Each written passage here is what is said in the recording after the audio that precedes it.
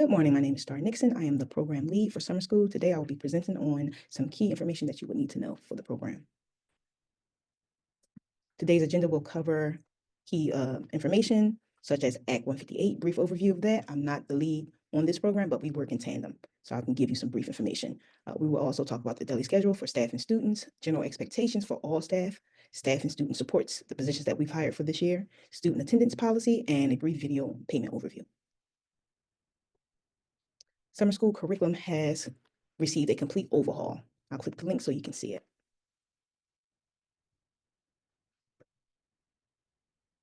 So from this spreadsheet, you'll see summer school has every course that we'll be utilizing this year, and it's a new curriculum. And today you will have some time in your program-specific PDs to go over this curriculum.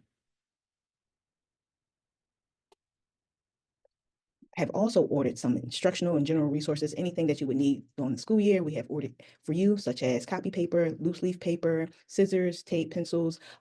Not to mention, we did not order as much copy paper as we ordered in the past because we have printed books to go along with the curriculum for each student this year. So those books should be utilized first before you go and make any copies. Modified schedule. So some students will only need one course. So with that one course, we try to make sure that they have a first period course so they can come in the morning and leave in the afternoon. If that's not possible, depending on the number of students we're rostering, they will be rostered for the second period and they will arrive right before that period. So they won't be there in the morning and they should not be marked late. 2, program participation. So summer school, as I said before, works in tandem with Act 58. Act 58 for summer school is only for seniors. Seniors will be able to take any certifications that they need for whatever track that they're on to make sure that they complete all of graduation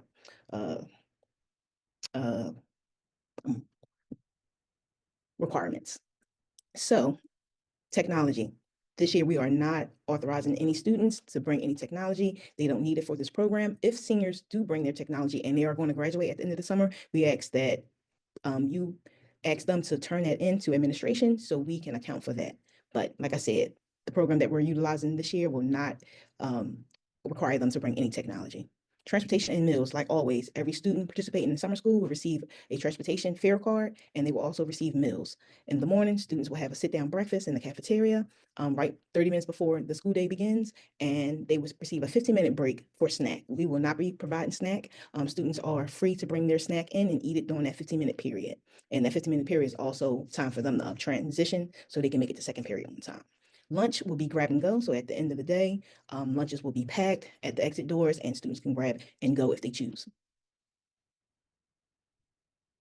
Act 158, like I said before, this program is reserved for seniors only. We have a huge emphasis on seniors this year. We really are trying to support them and making sure that they reach that ultimate goal, receiving their diploma this year. So it's only for seniors. Students will follow their summer school schedule. If they have 2 courses, a first and second period, then they can meet with their Act 158 advisors in the morning, during breakfast, during that 15-minute brief break period, and also after school. Credential final exams. So depending on what credential your student will receive, it may be a final exam. Now the final exams, I'm not sure what credentials we're going to offer this year because again, this is not my program, but most credentials receive a final exam. So students will have time to make sure that they complete this final exam. And if they are missing your class period, they are not to be marked absent because they're still in school and this is something that they have to complete. So we're not going to penalize them. When it is time that last week of school, or it varies depending on what the certification is, but when that student needs to complete that final exam, the Act 158 advisor will communicate that information to you to allow that student to be with them during that time to take that exam. Summer school schedule. This is the same schedule that we followed last year. So each class is 2.5 hours. Like I said before, we have first period, a break in the second period, and everyone is dismissed at the end of the day. General expectations for all staff. It is very important that staff members come to the program each and every day on time. We do have a list of subs, but we want to use those sparingly. We want to use those for emergencies. So if you could please make sure that you are here to participate to give the program some continuity because continuity will help all students be successful. Collaborate with school teams, leadership, and program staff to provide students with safe, welcoming, engaging learning environment. It's very important that even though these are not the people that you work with, that you put a good foot forward to make sure that you are working with the team in a positive light. Students see this, so I want to make sure that everyone, students are always put first. So please follow the leadership there. If you have any questions, you can always reach out to me through my email. My email will be at the end of this. Adhere to and follow all SDP safety protocols. We have a summer school manual. This manual will be accessible to you. So if you would like to know what some of these safety protocols are, you can always refer to that manual. We would like for you to participate in any scheduled professional development we have this year. Any development that you will receive will be a benefit to you and to your students. We would like for you to communicate with site leadership teams and the Office of Student Life staff, as well as myself if you need. Also, you will have to follow all payroll procedures. All of that will be presented to you in the short video that we will show at the end of my presentation. There will be a compliance personnel there, but they will not be there every day. So it is up to you to make sure that you're following all the guidelines so you are paid accurately each day. Refer to and adhere to role-specific responsibilities. You can always refer to T4 or the employment application that you submitted to make sure that you are making sure that you are appropriately responsible in the duties that you have. Oh, staffing and student support. So these are the positions that we have hired. We try to make sure that we have enough support for staff and students each day. Student attendance policy. This is a very important policy.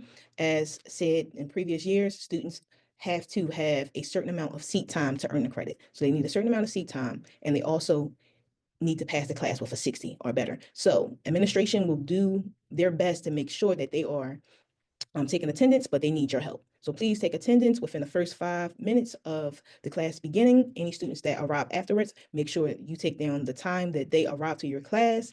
All of this information will be recorded by the front office when the student arrives, but we also like to make sure that the student actually got to your class. So if you could do so and send that information to the office, that would be great. Oh, and as far as absences, so each absence is it's per class. So if a student is absent for the day, they miss both periods one time. If a student is absent a second day, but they only miss the second period, they will only be marked absent for that second period. A student gets 2 times to miss each class. That third time that they miss that class, they will be dropped. But like I said before, it's per class. So a student can be dropped from their first period, but they can very well still continue on their second period class because they have not missed 3 times. So that's very important for you guys to understand and for you guys to follow. Important dates.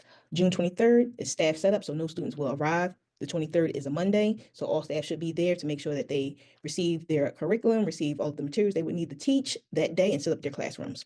July 22nd, Act 158 evidence submission. This is the deadline. There will be no extensions. If we don't receive the evidence at that time, the student will not be able to walk, and the student will have to wait until their records is reviewed to ensure that they have make sure that they have everything that they need to graduate. July 22nd, senior grades are due. Same thing. The Office of School Org needs a day or two to make sure that all of the students' credentials have been met so they can award them their diploma and be able to walk. It's very, very stressful if we do not adhere to these deadlines. So please make sure that everything is submitted, grades, and Act 158 evidence on July 22nd.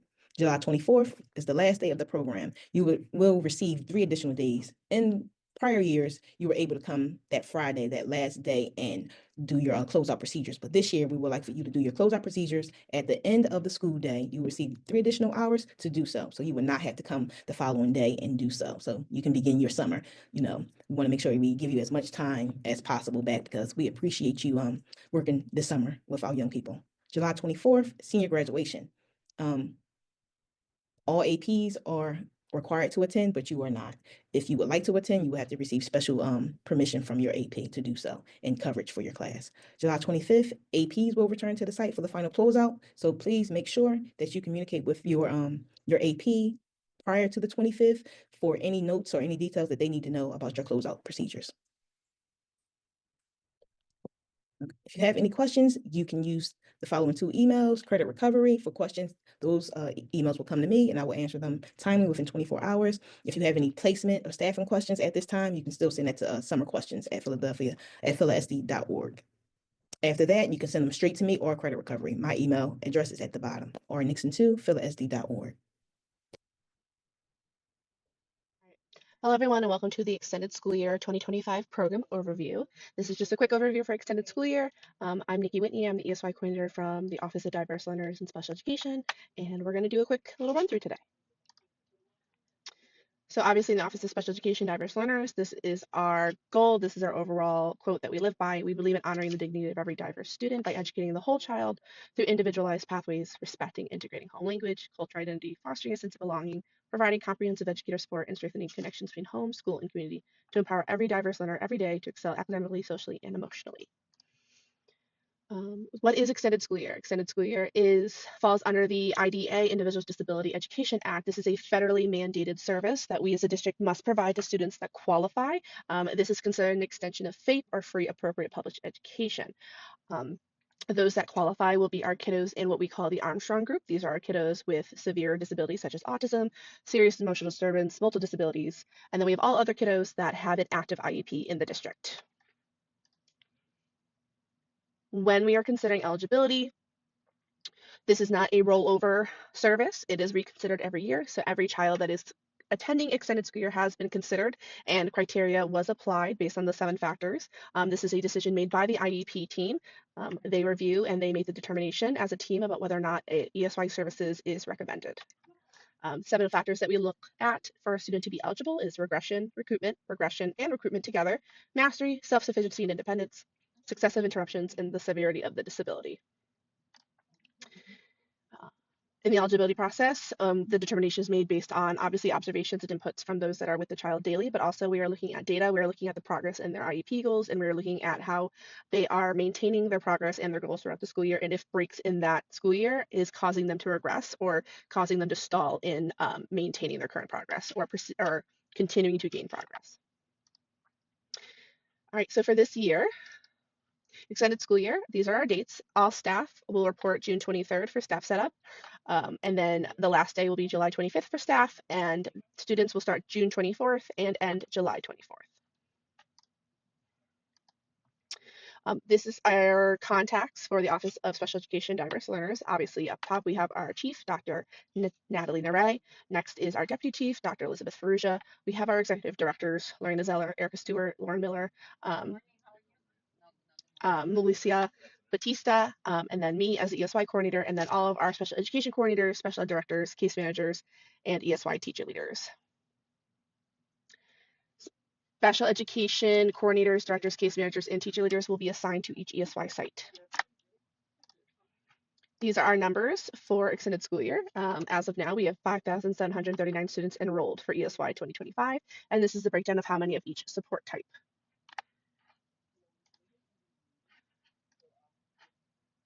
On this page is where we will go over the ESY manual and resource guide. This is an important resource to use throughout the summer because it not only has our program overview, it has the site directory of who's assigned to each site, the roles and responsibilities of all staff during ESY, our service delivery models, instructional resources, related services, and operational and logistic procedures.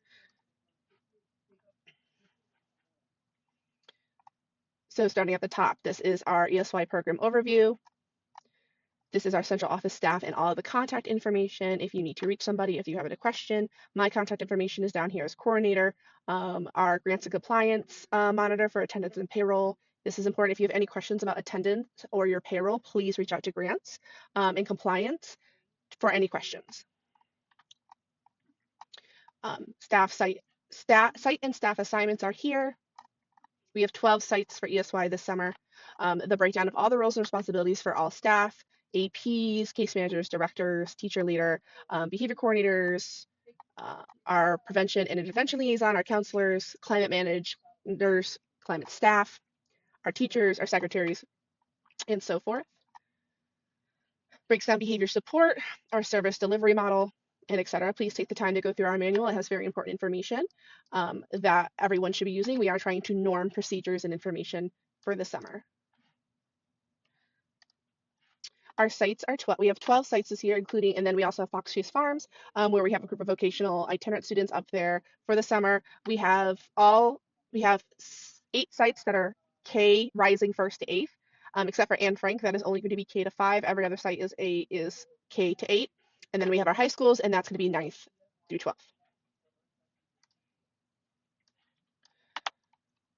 In the manual, again, you can review the roles and responsibilities for our office support, our directors, executive directors, our directors, case managers, ESY teacher leaders, behavior coordinators, academic coordinators, and we have our prevention interventions counselors, prevention and intervention liaisons. In terms of ESY procedure, this in here has our one-stop doc.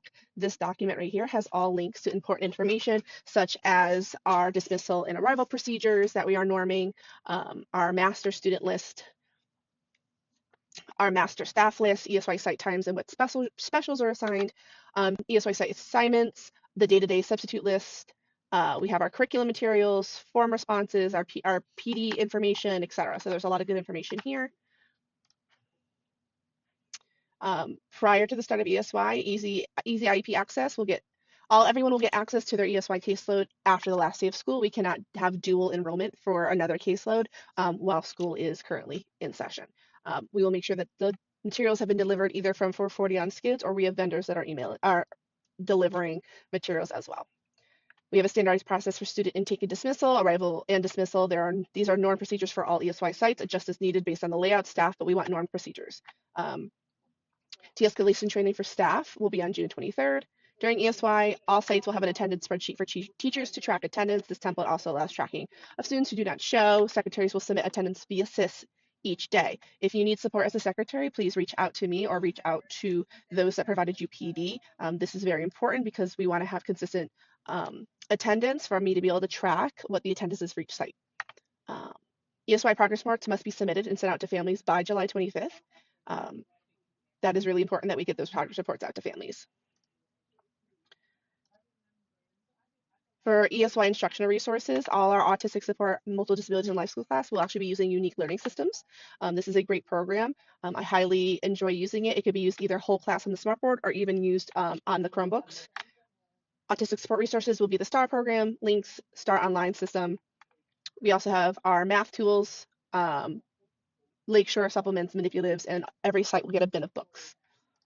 For learning support, emotional support, deaf, hard of hearing, they will actually be using a Tier 1 workbook created by OCI. This is best practice, and this allows our students to continue their exposure to the Tier 1 curriculum while receiving their intervention and support based on their area of need, using reading, phonics reading, Haggerty, rewards reading, step into writing, etc. Emotional support will also be using Wayfinder for their SEL.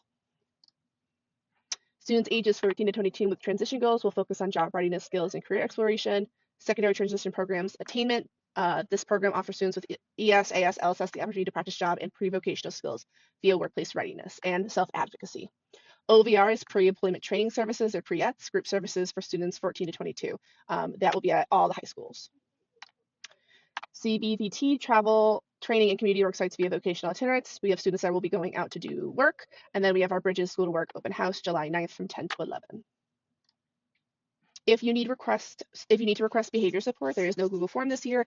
Please email odlbehavior@villasd.org, and you will be sent. And it will be sent right to our behavior director, and they will send out support as needed.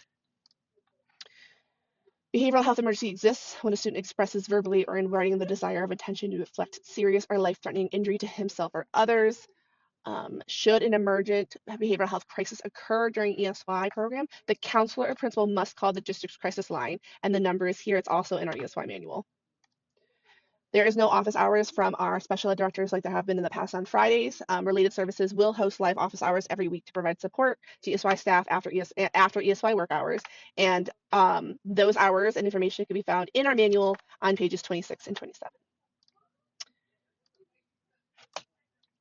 So yeah, if there's any questions or concerns, please reach out and to my email at esy@villasd.org, and I can do my best to answer, direct you to the person that can best answer your question. I'm so glad to be doing ESY this year, and I look forward to working with everybody, and we're gonna have a great summer. Thanks.